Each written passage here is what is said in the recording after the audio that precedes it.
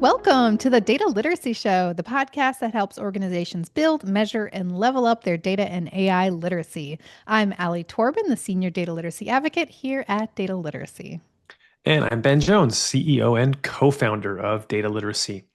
So, as we know, data and AI, they're two sides of the same coin, right? We're here in this deep learning era, and so all these foundational AI models have been trained on massive amounts of data, and those AI applications are connecting to our data so they can answer our questions and take action for us. So today, we'd like to talk about something that's coming up a lot in conversations with our clients right now, which is how ready is our organization's data for AI? And what does ready even mean? Right, because sometimes when you say ready, it can kind of sound like perfect. Yeah, but data's never going to be perfect, right? No, And no. so that's what not this is not about. So, there's an interesting argument I've been seeing out there right now, like in the data communities on LinkedIn and such, that an organization doesn't really need to worry about having pristine data and a really robust semantic layer. That'll come up again a little later, and we'll define that, or even having really full, pristine metadata if they want to start getting value from AI. In other words, they don't need those things. So people are starting to say that, right? So in one sense, I agree with part of that. Yeah, and the same thing we're seeing here at Data Literacy. We can get value out of AI even when our data is like not actually perfect. Yeah. So I think what we're going to do in this episode here, let's talk about how to start where you are, how you can get some value early on, and also strengthen your data foundations so your AI efforts don't turn into like a confidence crisis later on. hmm Yeah, and when you say data foundations, what do you mean by that? Well, so data foundations, think about laying a foundation for a building. It's the stuff that makes data usable at scale. You're going to build on top of it and you're going to, make sure that that data is accessible. These are often things that you don't notice when it's working well, but you're really going to notice it when it's not working well. hmm For example, if your data is inconsistent or maybe really hard to find, or if it's unclear or poorly governed, AI might actually magnify that. So you might get fast answers with a nice tone, but those might be fast, wrong answers. They Yeah, might be incomplete. They might be a little bit risky. yeah, we don't like that. And AI is really good at saying, "Oh yeah, you're right. Thank you for the correction." Like, well, Sycophancy. you were Yeah. very confident a second ago. Yeah, that's right. Yeah. And, even maybe that's okay in some low stakes scenarios, but then what you might find is that it's going to totally fall apart the moment you try to scale it to more teams, or the more you try to expand to different kinds of questions, or certainly like anytime you're involved in a regulated environment. This is where Mm. some of the risks pop up. Right, right. And that's why we developed DF4 AI. Yeah, so DF4AI, what does that stand for? Data Foundations for AI. It's just a pretty quick self assessment for organizations to take, maybe about 10, 15 minutes. And it's going to help your organization get an honest snapshot of how ready you are for AI. It's got 30 questions. They're in 5 different areas. So 6 questions in each of these 5 areas we'll talk about. At the end, you get a nice scorecard. It gives you a score. It gives you scores for individual categories or areas. And it helps sort of shine the spotlight on maybe what's strong, what's weak, and what might be tripping you up. Right. And the point of it is not to keep you from using AI. Like, here's a report. You got to come back next year. No, that would be a bummer, right? So it's more like a map. Okay, so here we are right now on the map. And what are we going to do to start making headway or moving forward? We need to make AI work. Okay, great. But let's find out where all the potholes are Mhm. and maybe what kind of improvements will, help you get to your destination sooner. Yeah, and there are 30 questions in 5 areas. So let's walk through the 5 areas. The first one is data architecture and accessibility. This is one that's about whether your data is structured, it's integrated, it's discoverable. It's asking the question, can AI systems actually find and access the data that they need? Yeah, and you don't need some perfect setup to start getting value here, but you do want some signals that the basics are in the right place. So, things like, do we even know our core systems for the data sources? Do we have a consistent way that data is moving between them? Do we have a place people can go to find what's trusted? And this is where you're going to start to hear some interesting terms pop up, like data catalog or semantic layer or certified data sets.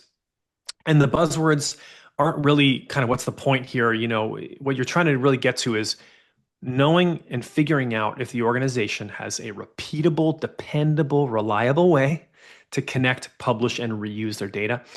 And there's one thing I'd like to add here, and that AI gets more useful very fast when the data is accessible through a clean pathway. But if the only way to get context is lift some one-off extract or a CSV download or something that someone is updating manually, AI is going to feel impressive in a demo, but it's going to probably fall apart in real usage. Yeah, because it doesn't have the right context when you actually need it, when you use it Yeah, again. right. And it needs that. I mean, if your data is scattered across a bunch of systems, let's say you've got maybe inconsistent ways you're integrating between those systems. So, how's the AI tool going to make sense of that? It's going to struggle. And what you might find is sometimes you get an answer, but it's only a partial answer, but it'll say it in a way that sounds like it's full and complete, but it might be missing some important pieces of the puzzle. Yeah. So, one of the important questions here in this section is how centralized is your organization's data?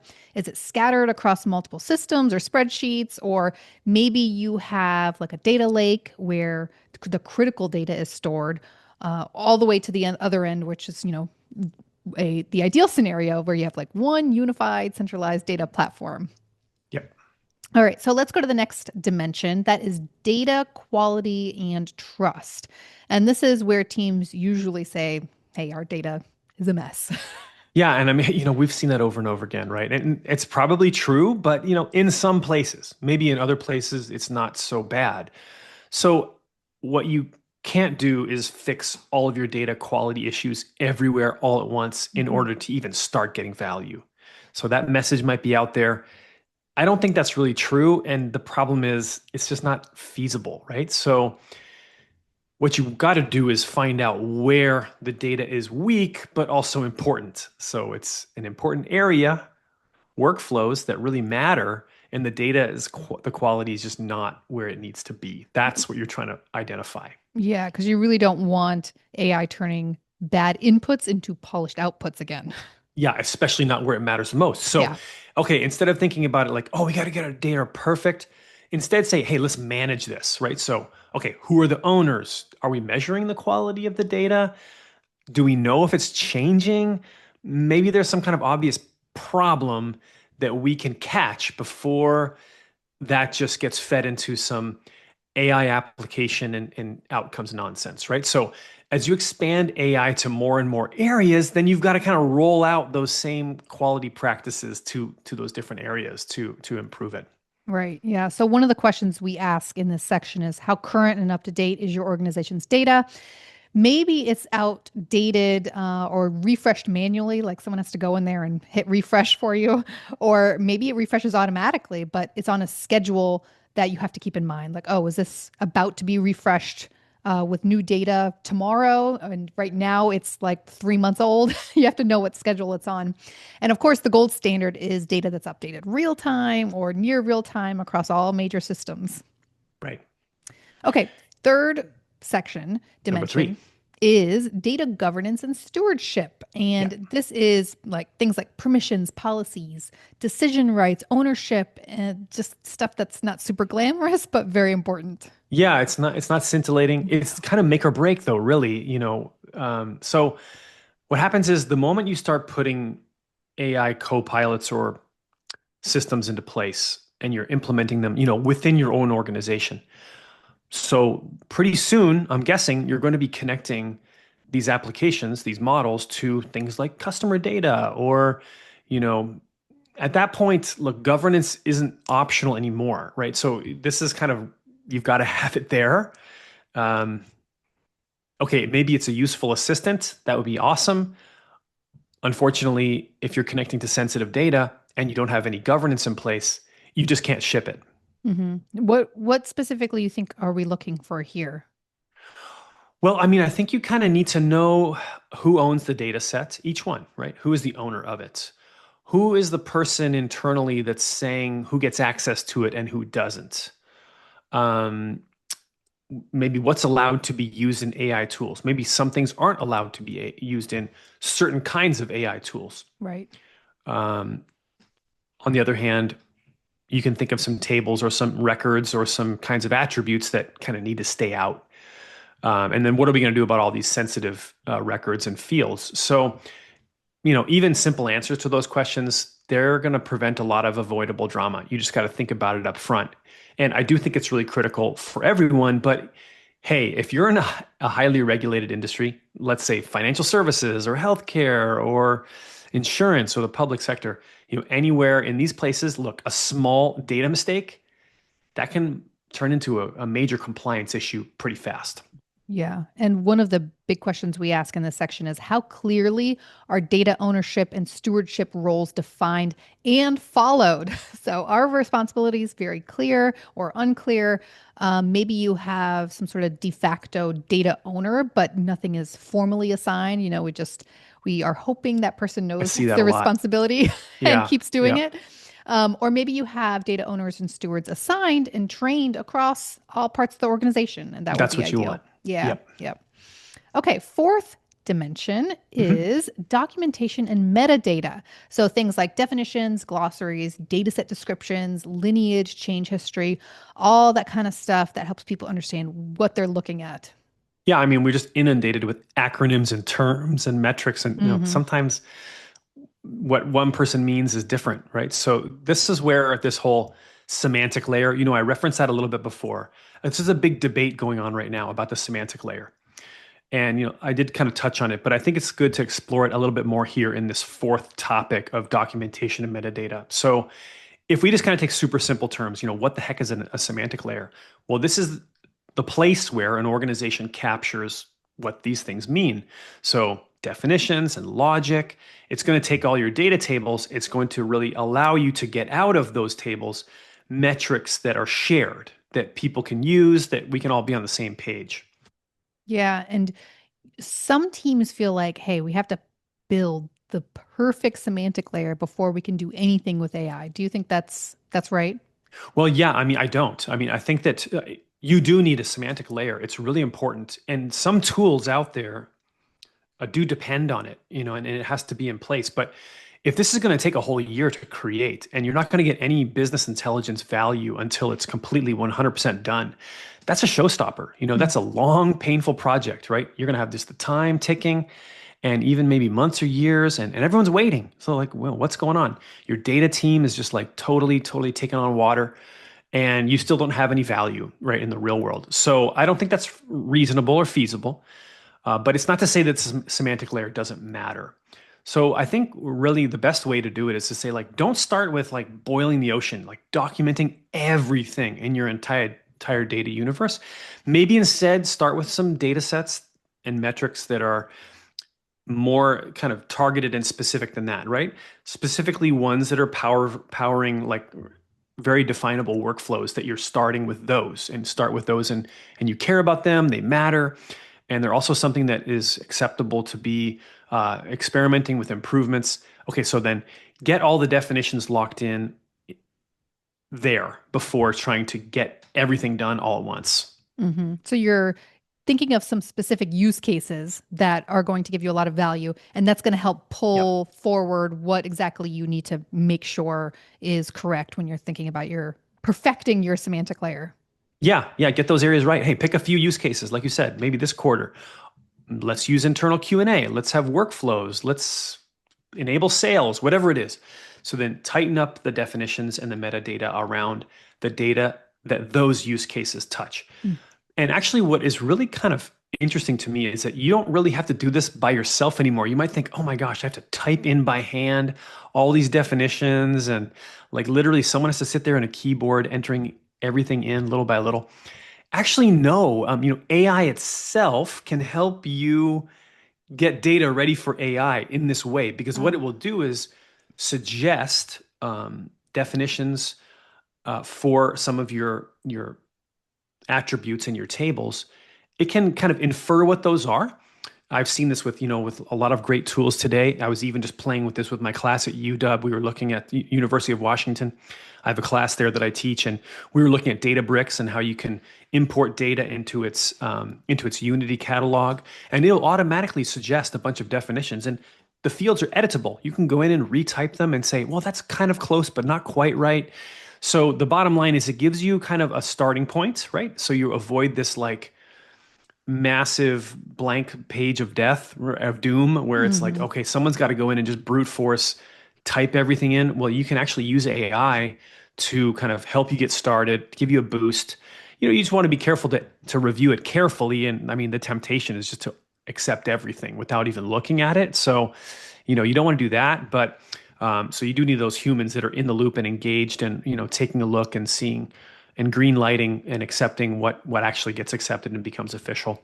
Right. So it's not we have the perfect semantic layer and it's not no semantic layer at all. We can use AI to help us identify some use cases and some pieces that are useful for us that we can define now. So we're not boiling the ocean, but we can start getting moving forward. Yeah, it's totally a Goldilocks effect, right? You kind of want to get in the middle. If you try to just ditch it, I think you're going to probably regret it. If you try to get it all done before you go anywhere, it's just not going to work. So you got to be in the middle. So, build where it matters, make it as useful as you can, and then keep expanding, right? As your adoption starts to take root and take hold, and then apply those approaches as you kind of go through the organization sort of area by area, table by table. Yeah, that makes sense. Start small and then expand. Yep. All Yep. right, so one of the main questions we're asking here is how well is metadata captured, managed, and made available across your organization's data? So maybe you don't collect anything right now, or maybe metadata is harvested automatically for you, which would be nice, and it's already machine readable and consistently maintained across systems. That would be ideal. Yep. But you can be anywhere in between. You can. You probably are. Yeah. Yep. Okay, last to mention is data literacy and culture, one of our Ooh, this is our favorites. favorite one. This is Yes. our favorite one. We're agreed on that. Yeah. So even in architecture, quality and governance are strong. So you want to be asking, do your people trust and understand the data? Are they trained? Maybe their incentives are aligned or not aligned. Do you encourage people to experiment? And this is definitely in our wheelhouse here at Data Literacy because we focus on data and AI literacy training because tools don't create these kinds of capabilities on their own. That's where people come in. And Yep. when teams have the shared language and the judgment, you can take AI from, oh, that's cool, to something that's a really useful, genuinely useful tool for your organization. And it's a Yeah. lot safer. Safer too, right? Yeah. So, you can think about AI adoption from like a purely technical and technological standpoint, but I mean, the truth is it's as much about behaviors and attitudes as anything. So if your culture is not supporting questioning, interpreting, and improving data, then these AI tools aren't going to like somehow magically create that. So you still have to have, the culture in place to support this type of decision making and this type of dialogue. And so you want to kind of eventually start to see some of the same patterns. You want to, not see anymore people pulling in totally different numbers, people trusting blindly in outputs they shouldn't, and not having a conversation about that, right? Or even sometimes in some cultures we've seen people just avoid the data Mm. because they're just not sure what it's about, so they just kind of keep doing their thing. So with AI, you're going to see this pace speed up. Well, that means maybe the impact of misunderstanding is going to speed up too if you're not careful. So this last category is pretty critical. Yeah, and one of the important questions we are asking ourselves in this section is how capable are your organization's employees in accessing, exploring, and analyzing data without intervention from data experts? Yeah. So, are people mostly learning or they're leaning on one or two data experts on their team? I mean, we've all been on teams like that where Yeah. there's like one Yeah. or two people where you're like, I'm going to go ask Cindy over Hmm. there. She knows exactly all the data. Or maybe most team members are able to perform more of like a self-service analytics that can get the data, explore it on their own, get their own insights. Again, you're probably somewhere in Yeah. between the perfect and smallest scenario, but Yeah. there's a lot of space that you can be in between. I think so. I think so. Yeah, most people are somewhere in the middle there. And so again, what this is all about is kind of mapping out where you are in that spectrum and figuring out if that's a blocker for you. I mean, Hmm. and for your organization. Yeah. And like we said, there's 30 questions in the assessment. We went through a few of them, a few of the highlights. But Yep. if you take the assessment, Ben, what do you think they should do with the results? Yeah. So these organizations that take the assessment, okay, they're going to pick at the end of the day, they're going to have a few um, ideas of some use cases where they want to start to use AI to help in the kind of the here and the now. And then they can take that and say, okay, let's check out our scores and see which are the gaps that are hurting us the most in order for us to succeed at those use cases. And that will lead them, I think, to be able to put in place a nice improvement plan. So you got to have, a realistic one. It's got clear ownership. There's some measurable changes you can make to, make it more likely that you succeed in your initiatives. Yeah, and you can take the assessment as just one person, clicking through the questions yourself. But it's even Yep. better with a small group. Like you can grab a few people in your organization and maybe pull up the assessment in a workspace together. Yeah, right. In a meeting room or a virtual Hmm. workspace, have a conversation around each one of those 30 questions. You could probably get through it in a half an hour meeting. And, that's, I think, a great way to do it too. Eventually we'll add to the platform the ability to send out multiple assessments to different people on the team. We're evaluating that right now. And then you can see the average scores and see the highs and lows and all that good stuff. But for now, you kind of do it together as a team, kind of sitting around the same circle and having a conversation. That might be even more value than anything. Yeah. So then, hopefully, get people from all across the industry that are really knowledgeable about the data systems. You get the BI team, the data team, some other folks from IT or security, maybe even some folks from the business that are really hands-on with the data. So this is going to give you hopefully a more accurate picture, right? If you kind of pulled more people in, and you're going to step away from this mindset of like finger pointing. It's someone else's problem and someone else has to fix it. It's kind of you're all in it sort of together. So that's I think Mm-hmm. important perspective to keep as well as you go through it.